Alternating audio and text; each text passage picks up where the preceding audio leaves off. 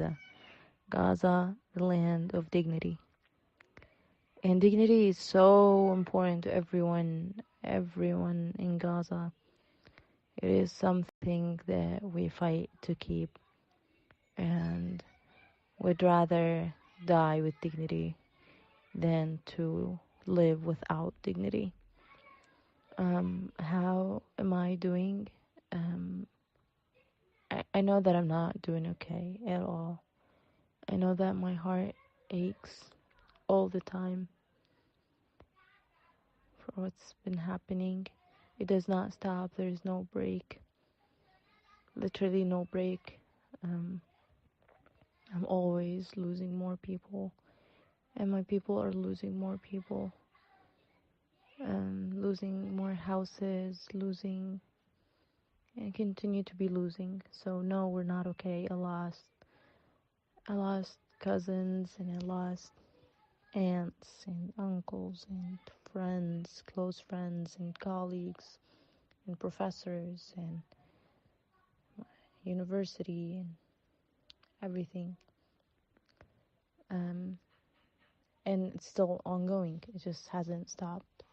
It just keeps going. But I feel like I only find like I don't know, like a relative relief working on this project that we've been working on, this like Gaza relief project. And so basically like how it started like, you know, literally on October 8th, like since day one, when all of this happened. It's when Israel started bombing Gaza, started bombing everywhere, and asking people from Gaza City in the north to evacuate to the south here. And people started coming in, started with them coming to seek shelter in schools, like UNRWA schools and non-UNRWA schools. And then it continued to expand. So really just like started with me and a friend of mine, where we decided that we just should go out on the ground and try to help people with what they need, because this is our city, you know, like this. We have our houses here, we have our, like, we know the people here, so we can start helping people out.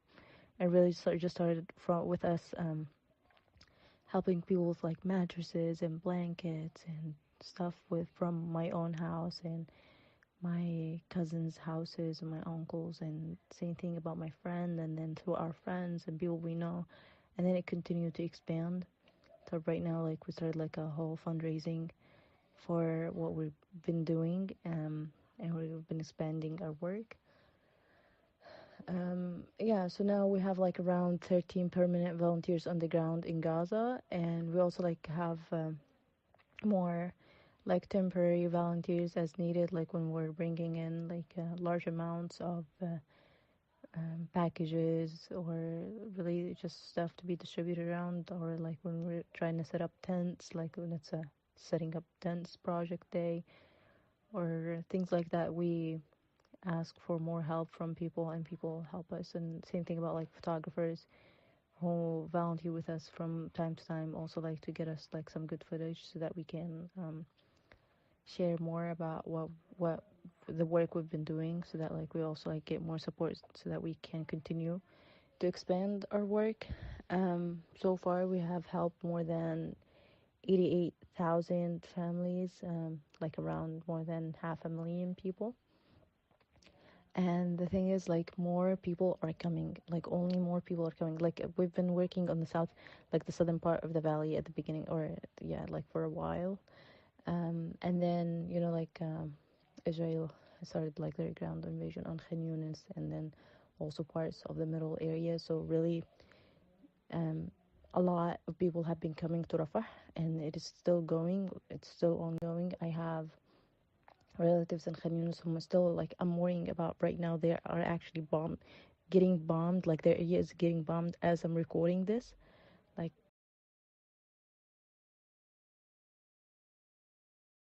oh dada, baby, no go put me for the corner. Girl, I want to take you to my mama. Girl, I want to love you till forever. Something about us, something about us.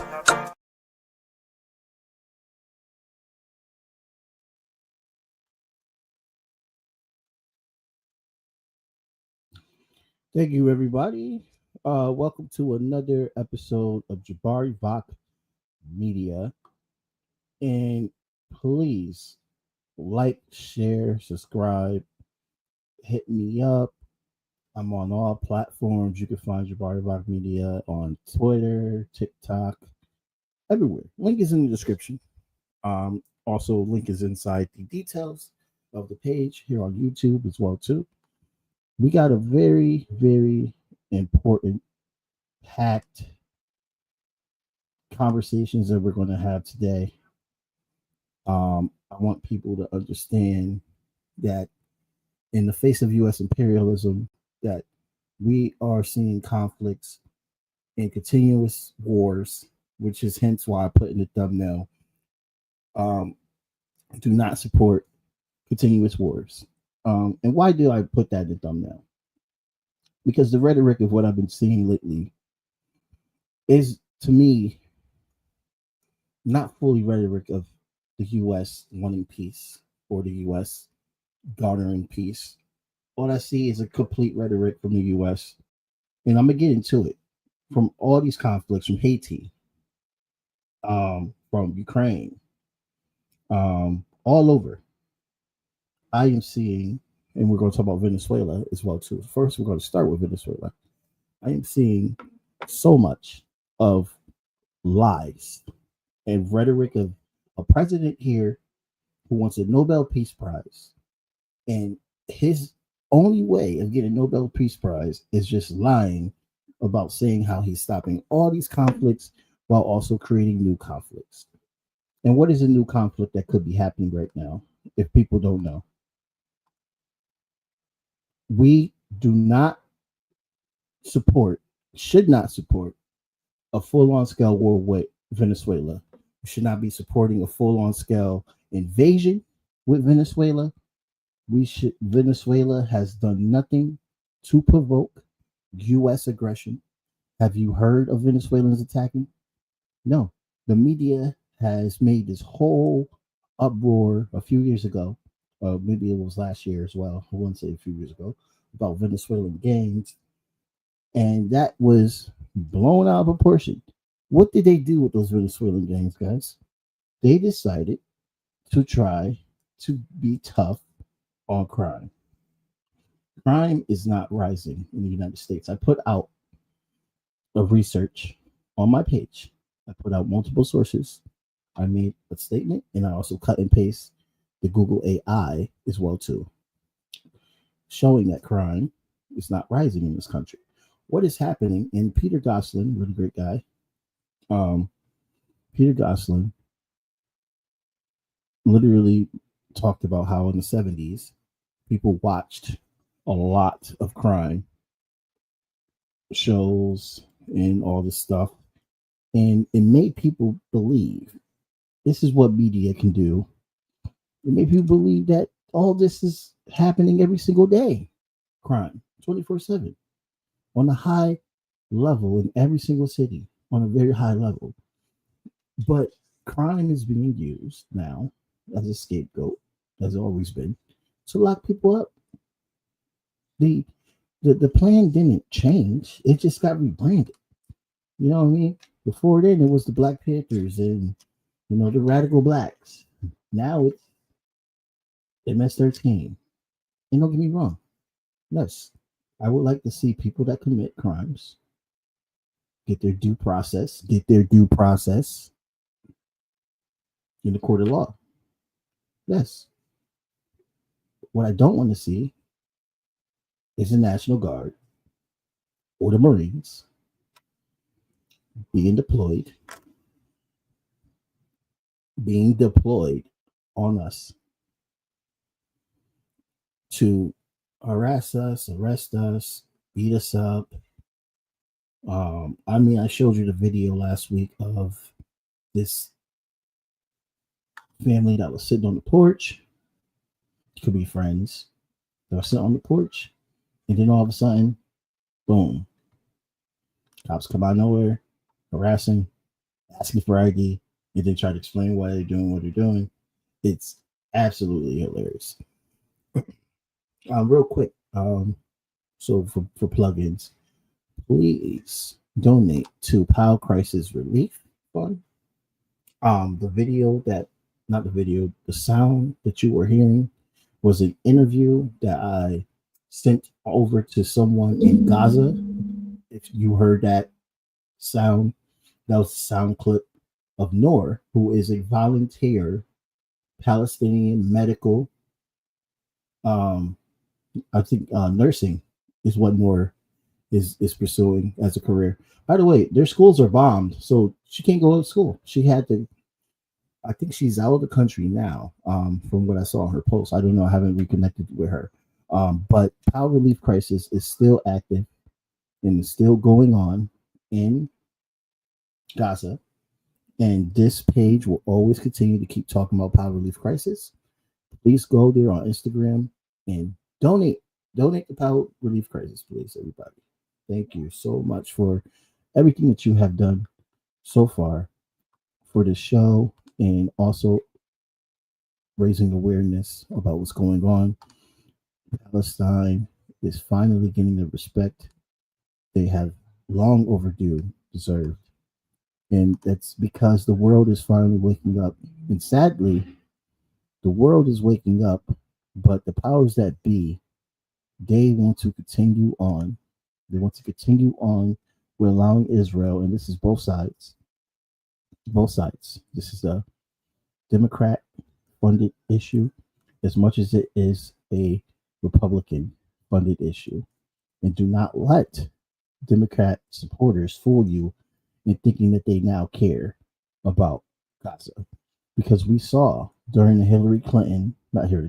during the Kamala Harris rallies, we saw how Arabs, especially Arabs, and especially Palestinians, were not given the platform.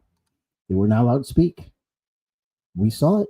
We saw how they were removed from these rallies. And simultaneously, Harris was telling us we're going to do a ceasefire. Joe Biden was telling us we're going to do a ceasefire. And a ceasefire actually happens under Trump, but gets violated, which, there's so much about this conflict that really, really pisses me off.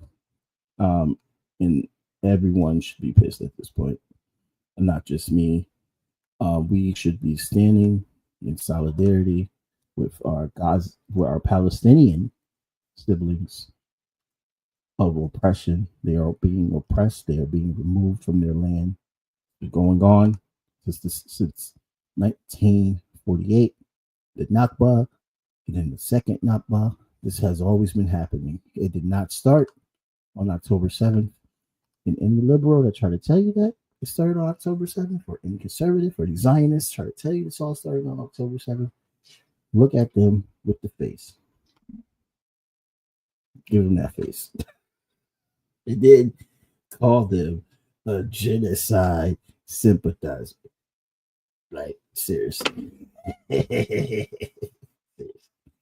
Let me read my statement.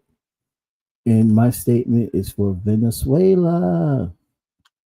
So, for people that don't know, let's see. I was supposed to download the video, but unfortunately, this is the only video I have to download. So, if there's a little buffer, I totally apologize.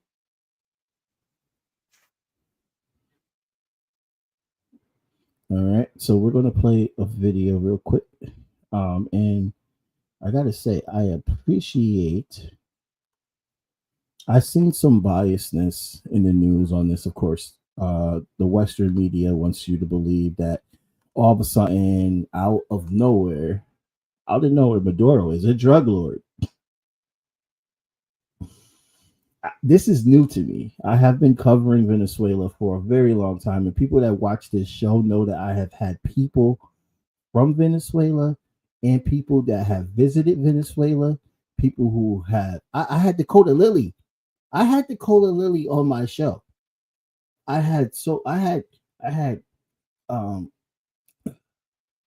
trying to think of name drops right now. I had freaking Alex Suarez as my co-host, who visited Venezuela, who has spent time in Venezuela, along with Dakota Lily. I had Dan Kovalik on my show. I have had Carly on my show, Carly Merlot. I have had many journalists, historians from Venezuela, not from, but who have visited Venezuela and investigated in Venezuela on my show. We have always been talking about Venezuela.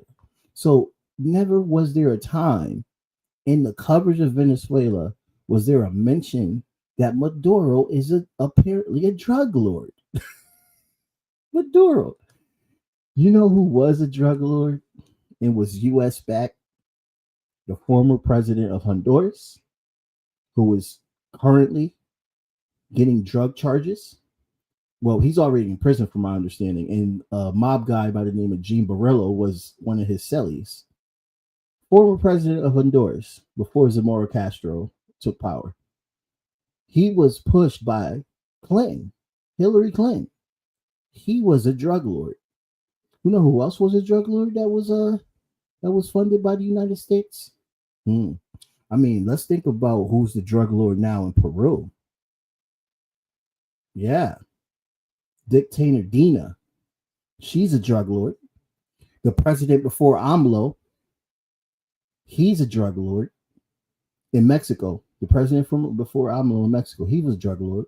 Let's talk about Colombia, how Colombia became a drug cartel country before the socialist president that's in office right now, who was battling the cartel, by the way, while Trump is saying, oh, they're not doing anything. They're not doing anything. Sheinbaum, current president in Mexico, she's doing something about it. Current president in Colombia, he's doing something about it. They're not U.S. backed. Maduro's not U.S. backed. But apparently Maduro's the biggest drug lord, from what I'm hearing, out of nowhere. This is brand new news to me. Like I said, this show has been covering Venezuela for a long time. We have had journalists on this show who have visited Venezuela and told you that that government is not corrupt. They told you, and they brought receipts. They brought information to show that the democracy is one of the most transparent. Jimmy Carter, former President Jimmy Carter, said with his chest, rest in peace, President Jimmy Carter, Venezuela has one of the most transparent elections in the world. Jimmy Carter confirmed that. You don't need some Western backed organization that's down with the CIA to tell you that. There are mad independent sources. Ben Norton, I haven't had him on the show yet. Hopefully one day I could talk to that brother. Ben Norton confirmed this. Many independent journalists have confirmed that Venezuela has transparent elections and that Venezuela is a more less corrupt democracy than majority of US backed democracies around the world. If not the best out of all that. So all of a sudden Maduro's a drug lord. But there's something that's going on in Venezuela that's very, very interesting that I would like to share. Thank you so much for the like. Please like, share, subscribe. That really, really does help. I really thank you guys so much since we've been doing these live streams, and why I've been doing these live streams because we've been having a really great, awesome audience. So please share this out to your people. We have a lot to talk about. As you can tell, because you saw my show notes in the details of the description, we have a lot to talk about, and we're going to try to hash this out in the next 40 minutes. We might be a little overlap, but that's absolutely fine. I would like to read my my statement and to honor the Venezuelans. But first, I want to make sure that I show this video real quick, and then I'm gonna give a reaction to what is being talked about.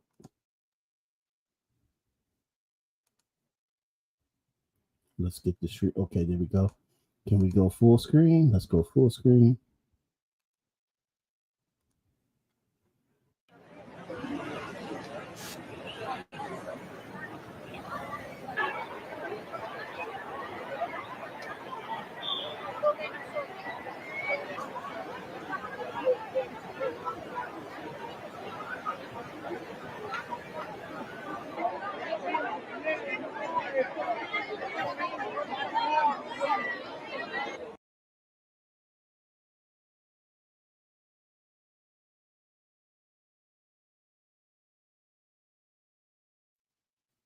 So what are you are seeing? I apologize about the mute. I thought this video was going to give some context, but it's not.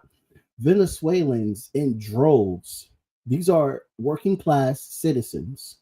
Now, remember when Ukraine was poised to be invaded, um, and they had a large amount of video of Ukrainians on the Kiev side.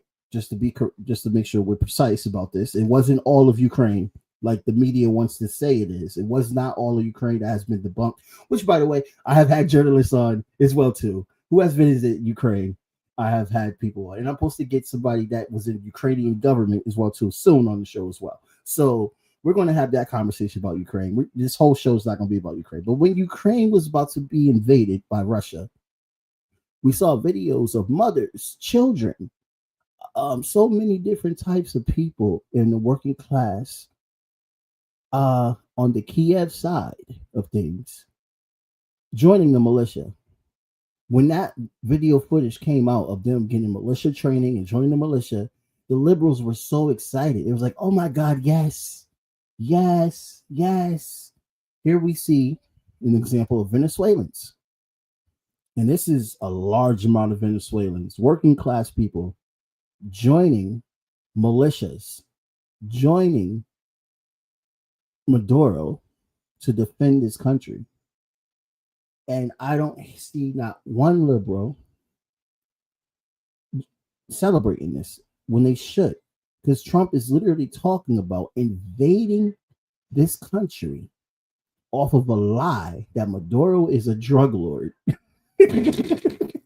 which has never been put on his record ever. They say a lot of things about this man, which is not true, but they have never called him a drug lord. This is racist.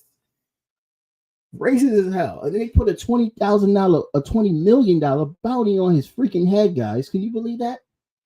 For what? Oh, because apparently he's a drug lord. All right. That's insane. So I wrote a little statement, and I want to read my little statement before I go anything further on Venezuela. And let me get my little photo out here that I got, because I want to show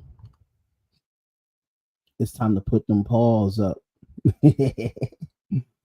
It's time to put those paws up. Where's my photo? There's a photo of Maduro that I want to show. Let me get the photo out, guys.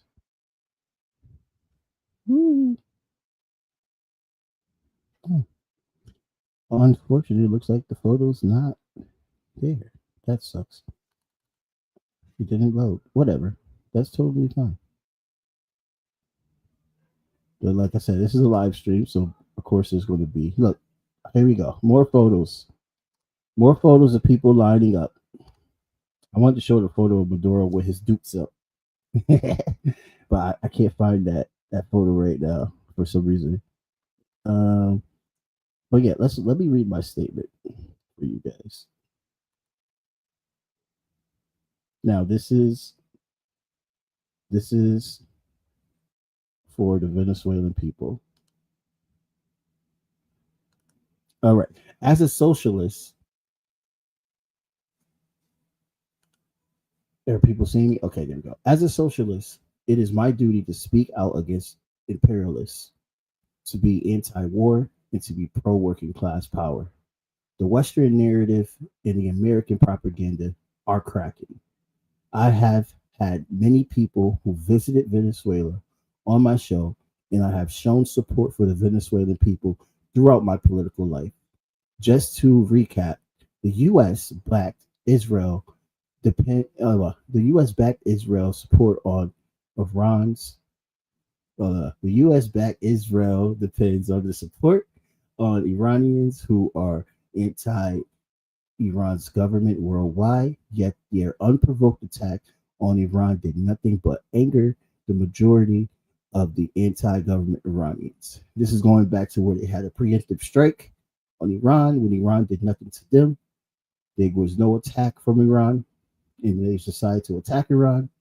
And the way that war, the 12-day war went on, it got a little dicey, and a lot of anti-government Iranians around the world started to get pissed off with Israel. This is what I think is going to happen here. It was a total embarrassment, and also shown as a disregard to taking Iran's weapon capabilities seriously. No one believed the nuke excuse at all, but them hypersonic missiles made Israel think again. Here we are with Trump threatening to invade Venezuela.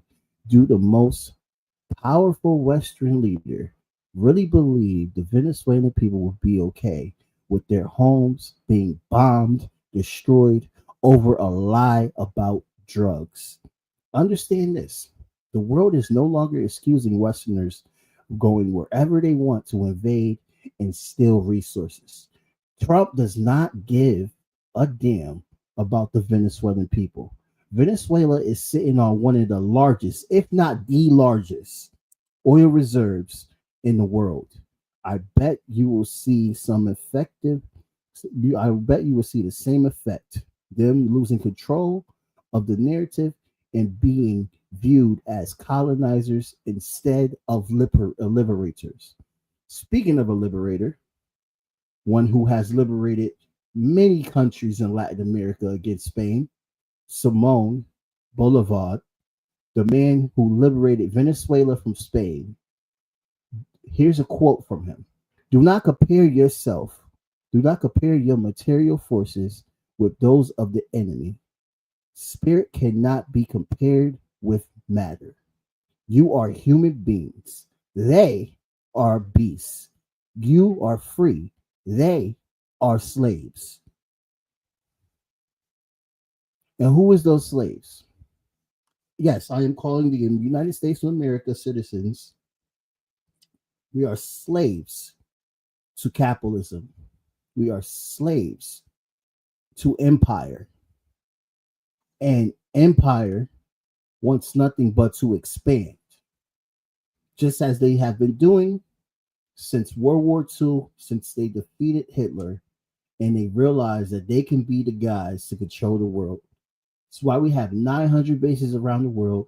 This is why a third of the world is sanctioned, because a third of the world does not want to let America put a foot on their neck. The global South does not want to be told and dictated how to run their country no longer. This is why there's a BRICS nations. This is why there's a fight for economic, and also there's a fight for self-determination within these countries. Burkina Faso and the Sahel regions in Africa are leading this charge, and Venezuela and Cuba is leading this charge in Latin America, also Mexico. So I will not be pro invading another foreign power that has nothing to do at all with my oppression here in the United States as a black man. This is kind of a Muhammad Ali speech, but it's so fucking true. So fucking true. Speaking of black people being just straight up dehumanized, let us move to Haiti. Now, Haiti, for people that don't know, there has been a brand new update. You want to know what the update is? After, decades of just people from all over the world, it's just ridiculous because now it's Kenya. First, it's the UN, and the UN went in, and a lot of women were sexually assaulted, and a lot of mulattoes were born out of this. So many rape cases that it's absolutely ridiculous. It's absolutely ridiculous what happened. I had a percussionist who has roots in Cuba, a good brother by the name. Oh man, I can't even get his name. I'm gonna get your name for him. I'll get the name for him. But Marcus is his first name. He was a Grammy nominated percussionist, and I had the opportunity to play with this brother on stage once. And this brother told me everything I needed to know about Haiti that I did not know on that episode. Please check out that episode. You will learn so much about Haiti that you do not know. Did you know in 2004 they kidnapped a democratically elected Haitian president because they do not want Haiti to have a democracy? Haiti does not have a democracy now. Haiti's democracy was dismantled. It's controlled by the United States government. They put in whoever they want to put in. They kick out whoever they want to kick out. Hillary Clinton herself. There was leaked. And by the way, all this information is in the details. And if you're on YouTube, you could still access these articles. You just have to cut and paste the titles instead of going to the links, because some reason the links are not working. But if you cut and paste the titles, you can see the information just as it is. There is no mistake. I don't know what happened. I'm going to fix that for the next show so people will be able to see details. But Hillary Clinton herself went, and when she was Secretary of State, she went and told President Prevel at the time, I hope I'm saying this man's name right. Again, the notes is in the description. That if they don't do the U.S. bidding, she will kidnap him and put him on the plane. So not only did they kidnap somebody in 2004, it made a whole coup. They did the same thing during Hillary Clinton's time as Secretary of State. The U.S. does not want Haiti, the first free black nation in the Caribbean, to have a democracy. Colonizers do not forget. The French never forgot how embarrassed Napoleon was when Louverture defeated him and freed Haiti. Toussaint Louverture. And then later on, Jean-Jacques Dessalines continuing the revolution. This is a history that is rich for black culture, that shows us that every time we fight, we can win. This is why Haiti can't stand. The colonizers can't let Haiti be a democratic country because it's a stain on them. The slaves defeated one of the greatest empires of the world. They can't let that slide.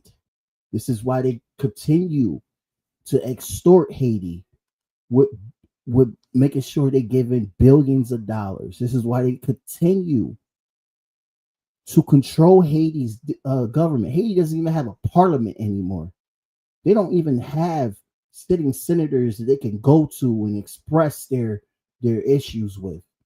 This is why they're always protesting, because their democracy was truly stripped. And then the only reason why their democracy isn't allowed is because they freed themselves. This is why Haiti must be punished, because they had the audacity to be the first to free themselves, and not only free themselves, but start a ripple effect of more slave rebellions throughout the Caribbean, all the way up to the point where there was a first black president in Mexico that started the Alamo. Texas was pissed. It was like, oh my God, y'all got a black president? We need to leave Mexico. He wants to abolish slavery. That's what the Alamo was all about, slavery. Haiti inspired all of that. And this is why Haiti must suffer, because Haiti destroyed the slave trade. Destroyed it. And this was about 60 years before the Civil War even happened in the United States. 1804, people. Look it up. And if you are a black person watching this, be proud of that history. Be proud that they are pissed at the Haitians, because the Haitians did what was right, and the Haitians liberated themselves and showed every black man in the not just black people, every black person in diaspora, that we can free ourselves and we can take care of ourselves and we can defend ourselves and we can have our own economic growth, our own self-determination. Look at Burkina Faso. Look at the Sahel region. Capitalism doesn't want that. Capitalism does not want Africa to have self-determination and economic growth. Capitalism wants Africa to give up their resources and to remain poor. And that shit pisses me off. Straight up. Straight up. What's next on my agenda? Um, yeah, man. Haiti, they have this guy named Barbecue, and they're saying it's Haitian gangs. These are paramilitary groups. Barbecue is now wanted, but Barbecue is just doing exactly what he wants to do because no government, the government was funding these paramilitary groups. They want to keep this thing in chaos. This is what America wants. And now people are realizing what's going on and they're getting upset. So they the fall guy. And Barbecue, who is not even the most ruthless out of all of them, there's a man named Pierre, who is also what they call a gang member that is very ruthless. They don't mention him. I wonder why. Maybe because he's CIA connected. Maybe. And Barbecue pissed them off. So now they're like, oh, Barbecue, we're going to make an example out of you. The Haitian people have been fighting these gangs and trying to keep their people safe. I have had Danny on as well, too, who is very, very connected. I would love to have that brother back on the show. But this is what is going on. This is the real of what's happening in Haiti. They're going to tell you something else. They're going to tell you that Haiti can never get their shit together.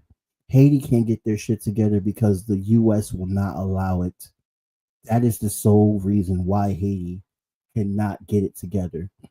They always find ways to keep them in chaos 24/7.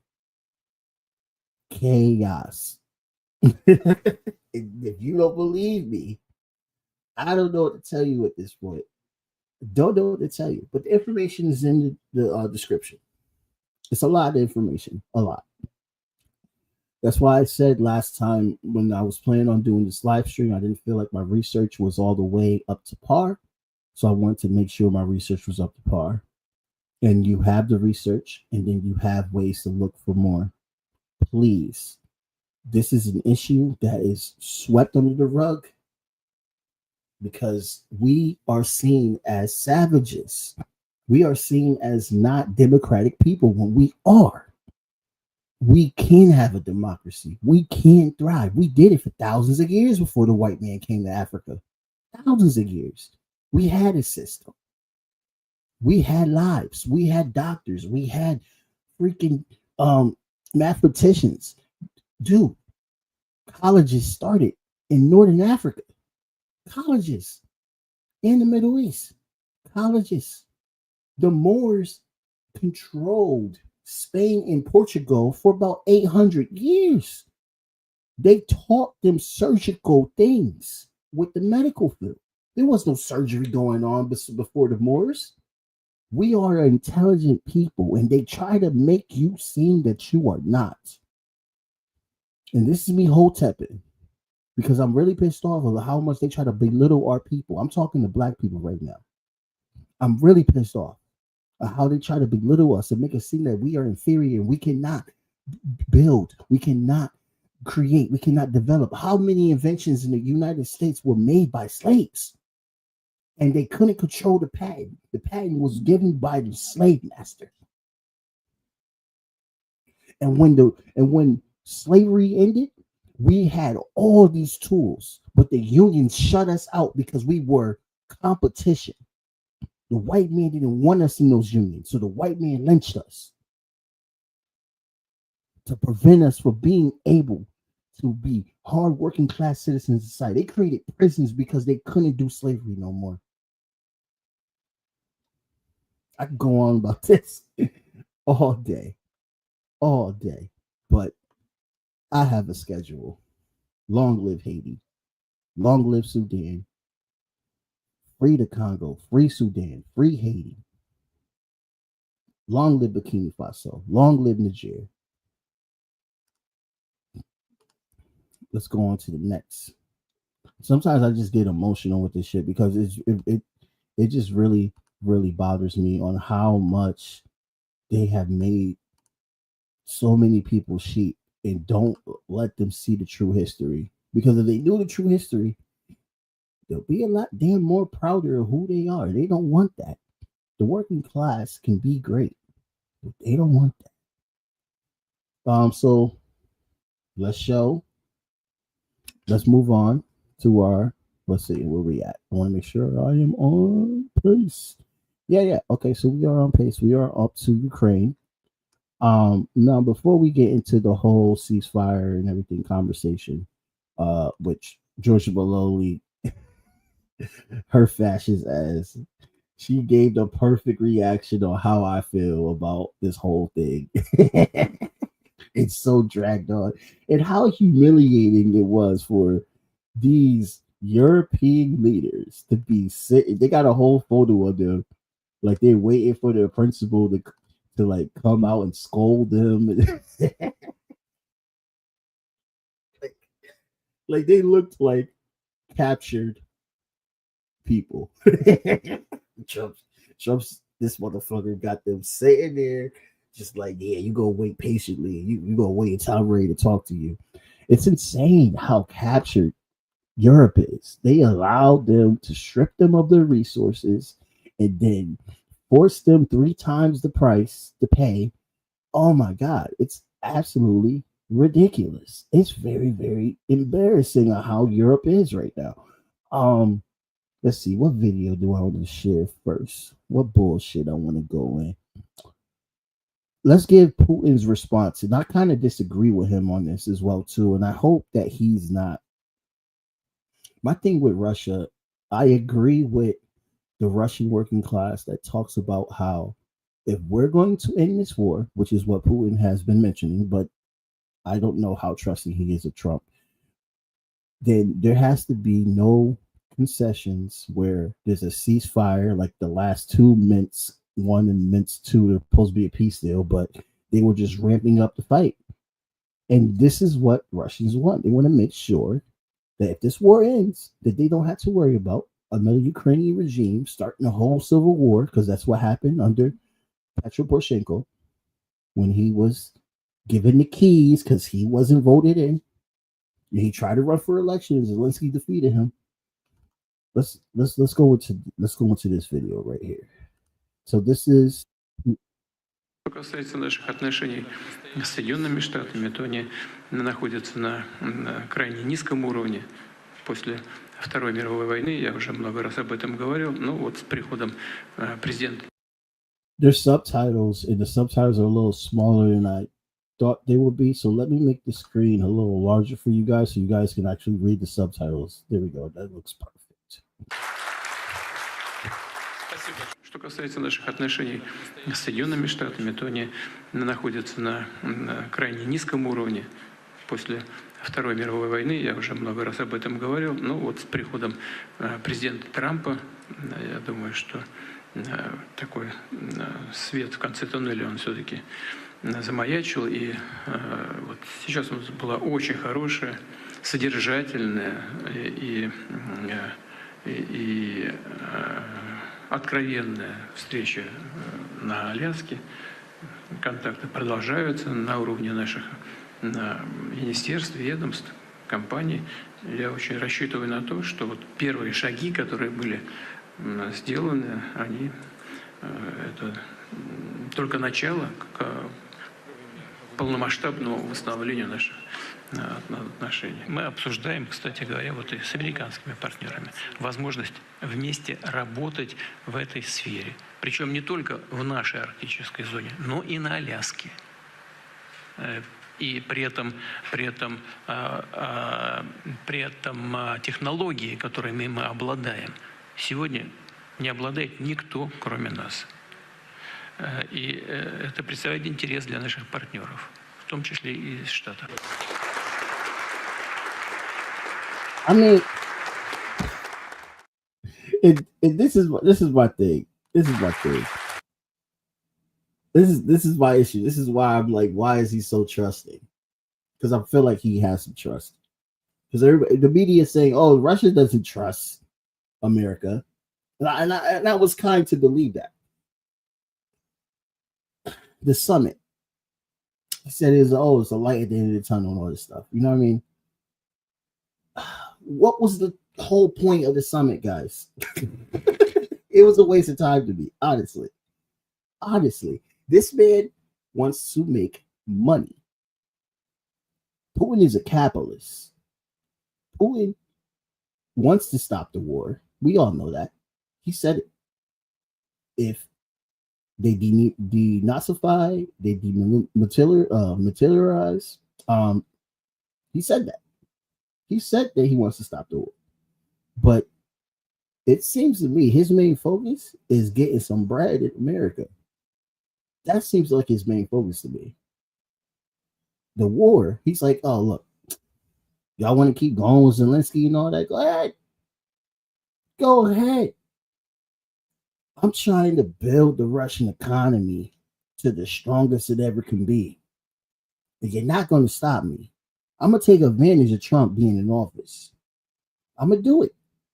Why do you think there has been so... This is what I'm saying. Like, everybody's like, oh, they're talking. They're talking. Like, I need you to understand. They're not talking all the time about ending this war. These are business deals getting played. These are business deals going into place 24/7. They are trying to reestablish a relationship. And this is why I get annoyed when people try to say Russia is a part of U.S. this anti-U.S. imperialism. Russia is pro-Western. They are. The government of Russia right now is pro-Western. Russia wants to make that money in the West. Russia was making that money in the West. Russia wants to get back to making that money in the West. I wouldn't see this country as a defense against imperialism. This is why I'm playing this clip. I don't see Vladimir Putin's regime as a defense against imperialism. Oh, yes, they are friendly with a lot of anti-imperialist countries. Yes, they have great work. BRICS is doing amazing. I would definitely trust China over Russia. I would definitely trust North Korea over Russia. I would definitely trust Burkina Faso. I would definitely, but not Lula. Go get to that motherfucker. I got a whole episode for that son of a bitch. But anyway, Russia has their own self-interest. They want to be left alone. They don't want NATO expanding, which I agree with. There's no reason for NATO to be expanding. The whole purpose of NATO was to destroy the USSR. They won. Why is NATO still around? Start the shit with Russia. Because these people, they feel like they were conquerors. We made the end of history. Russia could never, ever be the same again. And they see Russia as a threat. They see China more as a bigger threat right now. But Russia is one of their threats that they need to get rid of. This is why Putin needs to understand that it's not getting in his head to me that you can't build relations with America. You can't trust us. You should stop trying to be with us. Stop, Putin. I know you don't care. This is a little show. I only get like 100 something views on live streams like this. Sometimes 200. Thank you for that. But somebody, if you know them, tell them. You should just worry about making sure this war ends in a way where we don't go to World War III. Let's get that out. Let's finish this so we don't go to World War III. And stop trying to be friendly. Stop sending Russian diplomats over here. Unless y'all talking about peace deals. Stop it. That's my issue with Putin right now. Some people might disagree. Let me know in the comment section. I know we got some really well-informed people watching as well, too. And shouts out. Shouts out. Thank you so much for the comment. Good evening, brother. And everybody in that group chat as well, too. Some really good fighters. Thank you so much for tuning in. All right, I got another video. Let's talk about the boy who wants to be king. Not Trump. We're not talking about Trump. It's about the other one. The one that wants to be king so bad that he might get replaced by Zelensky. The reason why I say that he wants to be king is because he's supposed to have an election, and of course, martial law, all this stuff. Russia doesn't recognize Zelensky as president. That's another thing that people got to understand about that. That's why This whole thing about, oh, maybe they should sit down and talk. First of all, Russia got to recognize that him as being a leader for them to actually have a conversation. Let's just get that up in the open. But Trump comes out. Get the video up. Trump comes out and he was asked about a possible. Let's see the video coming up. Yeah, it's coming up. I gotta pause it real quick. Hold on, guys. Trump comes out and he was asked about a possible talk between Zelensky and Putin in the next meeting. So apparently this is going on. This might, maybe, don't know. I don't think Russia will bring Putin in front of Zelensky. I really don't, but let's let it play. Let's see. President Zelensky, Russia as of now says there's no meeting on the books and I'm gonna redo it because there was a glitch. StreamYard, you gotta fix your glitches. All right. Let's bring it back. Actually, yeah, but here we go. say that he wanted to sit down with Ukrainian President Zelensky. Russia as of now says there's no meeting on the books and no agenda is set. Well, that's going to be up to them. It takes two to tango. I always say it. And they should meet, I think, before I have a meeting and probably close the deal. But I think it's appropriate they meet. They do not exactly get along well, as you can understand. And I'm sure it's a meeting that perhaps he didn't like. But he wasn't happy about coming to the United States either. That was a big concession, and I appreciate the fact that he did. You know, I've always had a very good relationship, despite a fake Russia haunt that we had. But we've always had a great relationship, very good relationship, strong relationship with Russia. That's a good thing, not a bad thing, by the way. That's a very good thing. And it's good to get along with Kim Jong-un, and it's good to get along with everybody, including President Lee. It's good to get along, and I get along with the foreign leaders. You see that with the biggest group of foreign leaders that we've ever had. Don't forget the European Union was here also.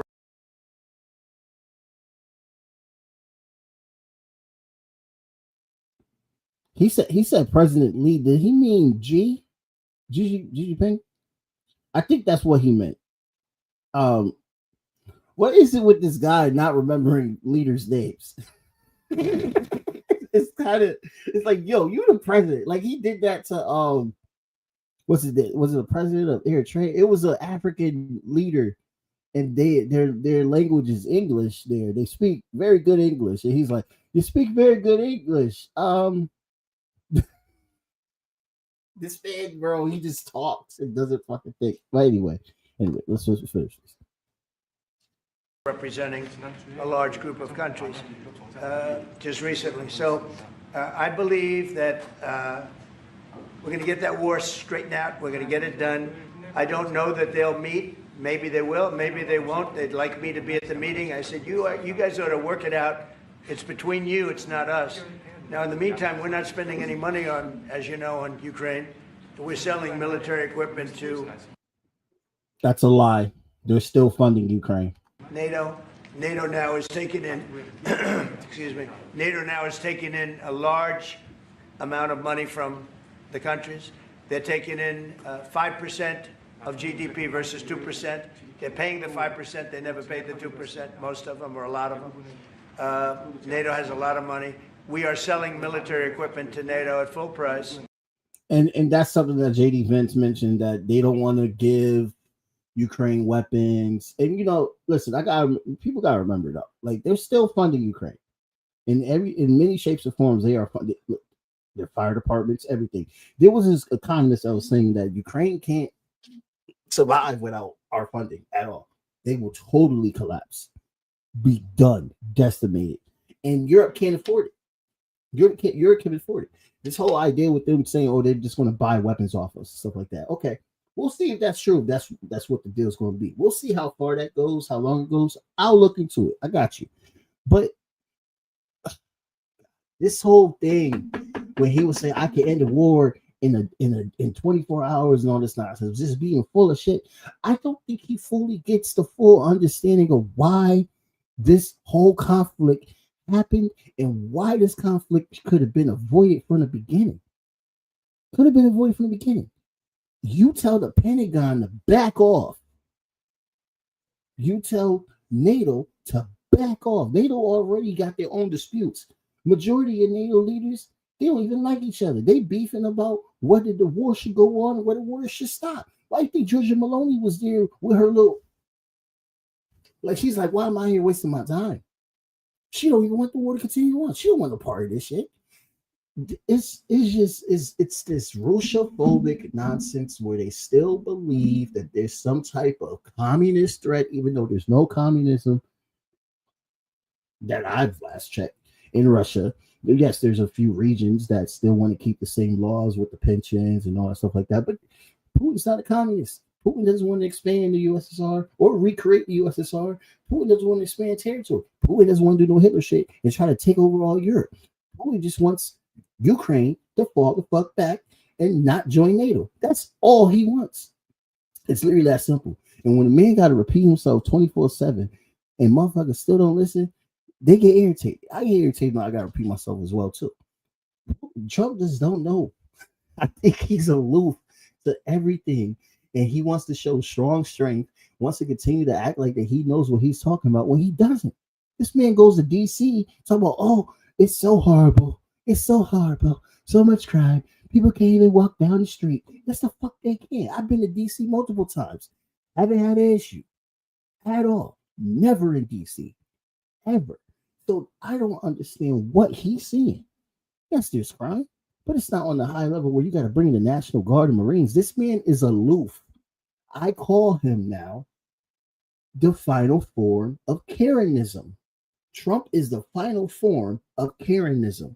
Should have heard him this morning talking about, well, the American flags. Well, that's not how he sounds. The American flags, when they get burned, it becomes a problem, huge problem. Riot starts, all this now. Riots start when the American flag starts burning. I did see a riot at January 6th when your homeboys was burning the American flag, but we don't talk about that. We don't discuss. Not true. This dude just comes up with anything out of his fucking mind to justify his fascist ass tendencies. Now he wants to send National Guard to Chicago, to Baltimore. Thank God he ain't mentioned New Haven, but you know we on the list because majority of people here in New Haven is Black and Latino. There's white European gangs, folks, doing wild shit in the United States. I don't hear anything about that. Don't hear about them getting deported either. This man's a racist, and he doesn't know what the fuck he's talking about. They got the dumbest motherfucker in office because all he's going to do is give the rich the biggest money. The Democrats is not going to do much to stop him. They're going to make little speeches like they did on the Breakfast Club and still be complicit with his fascist policies. And then they're going to continue on those policies like Biden did. They're not going to get rid of them. They're going to be like, oh, yeah, we'll use the police state method as well, too.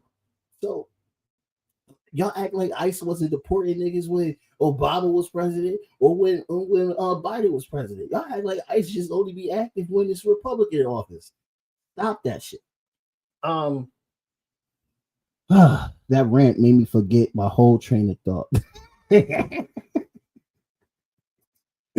But yeah, he's not serious about ending this war, dude. He wants to make money, and he told his voters that he's going to end the war. They don't care. They don't care about those Ukrainians, man. Then when Americans start to die, that's probably when they're going to start to care. Mark my words. So, like, the question on, is this a Minsk 3? Putin's not that stupid. There's a saying, fool me once, shame on you. Fool me twice, shame on me. Fool me a third time, Putin's not going to let that third time happen because the Russians will be livid. He has to answer to them. And they apply pressure on him very, very much. as much as the United States like to act like that he has power, he doesn't have that much power that y'all think he does. Yes, he is the president. Yes, he does dictate laws. Yes, he knows the law because he's a lawyer. But he has to answer. He has to answer. And if he doesn't answer correctly, Russia will be livid. They will kick him out of office. Believe my words. They're not joking. You got one dude, the former president of Russia, Medvedev, I believe his name is. This dude, worse than Putin when it comes to Ukraine. Y'all act like Putin doing the worst. He said he wants to take Kiev. He would have been to Kiev. That's what he said. Straight up. So you liberals better be happy he not president. Because there's a lot of people in Russia that are just like, this needs to be wrapped up and put a bow on it and send it off. That's what they want. They don't want no, oh, we want a ceasefire, like the NATO was saying, and you know, and no, they don't want no damn ceasefire. They don't want no damn ceasefire. I don't know why the hell y'all keep talking about that. They don't want no damn ceasefire. Sorry. Let's finish the rest of this video, by the way, and then I'm gonna play something else. We're gonna call it a day. And NATO's distributing that equipment to wherever they are. I mean, perhaps to Ukraine. So NATO's working with Ukraine. Biden was giving hundreds of billions of dollars, just willy-nilly, just giving money. He had no idea where it was going. It was terrible what was happening. So we're not involved anymore in terms of the cost. We're in for 300. Y'all got to stop letting him get on Biden like that as well, too, because he funded Ukraine his first term just as much as he's funding Ukraine his second term. I can't wait to see the numbers. That's the pot calling the kettle black right there. You gonna be giving Ukraine the same amount of shit that Biden is. Stop lying to your people, bro. Like he really is lying to y'all. I want y'all to know. Y'all need to look at how much money we be giving Ukraine. And if Congress, here's the thing about Ukraine. Yes, they don't get as much money as Israel. We all know Israel's the poster child. Israel's the wife. Israel gets the wife treatment with America. Israel's the actual like baby. They love Israel. But Ukraine's getting bread. Ukraine is still getting bread. And when he tell you that he cutting them off, maybe he'll stop the weapons. Yes. They can't everything else. What you mean? There's pensions to be paid, bro. Fire departments, hospitals, a whole lot of things just to run the country. We're giving them money for it. Just like we're paying dictator Dina up in Peru. We're paying for her officers. We're paying for her soldiers so they could go and shoot indigenous people and steal the resources. We pay for that. We'll tell you that we're not paying for it, but they're still paying for it. He's lying. He's still paying. He's giving mad bread to Ukraine. And if he's not doing it, the Pentagon would do it. And the Pentagon does not need Congress. They don't need Congress at all. They'll just send the check. $150 billion. As you know, I also got the rare earth deal done with Ukraine, which was worth much more than the $350 billion. But I'm not interested in the money so much, even though we've done a great job in that regard. I'm not interested in that. I'm interested in stopping a war where last week 7,109 soldiers died, both Russian and Ukraine. It's such a waste of life and humanity. They're not from this country. They're not from any other country other than Ukraine, for the most part. I hope people still don't Ukraine believe and Russia. But it's a very important thing to me to stop it. I stopped 7 wars that were raging, one for 31 years, the Congo, and as you know, Rwanda. One for that's still going on. 35 years. I don't have to go into them. You know the list better than I do. Back to it. But we stopped a lot of wars, including, you think about it, India and Pakistan, which was probably 2 weeks away from being a nuclear war. They were shooting down airplanes all over the place. So I'm very proud of that. I thought this would be, in many ways, the easiest way. I have a very good relationship with Putin. I thought it would be the easiest one to stop, and it's really not. It's very complex. It's very personal from their standpoint. There's tremendous dislike personally between the two men. Take this off. take this shit off. Yo, he's full of it. He is so freaking full of it, bro. I can't. Y'all believe him?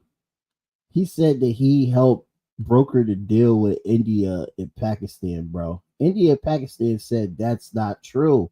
Did he miss that part where they literally called him out? He must not heard. But don't forget, guys, free Palestine.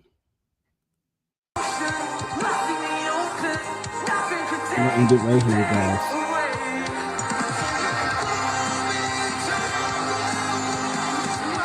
I'm gonna tell you that we got the whole pack.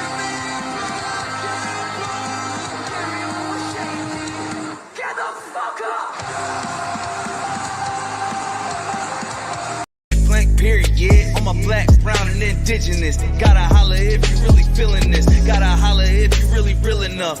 Other rappers is delirious. Yeah, it's really that serious. Better holler if you really feeling me. I gotta keep it 100, ayy. If you don't like it, then fuck it, ayy. We gonna win in the end, yeah, we gonna live in abundance. I gotta keep it 100, ayy. If you don't like it, then fuck it, ayy. We gonna win in the end, yeah, we gonna.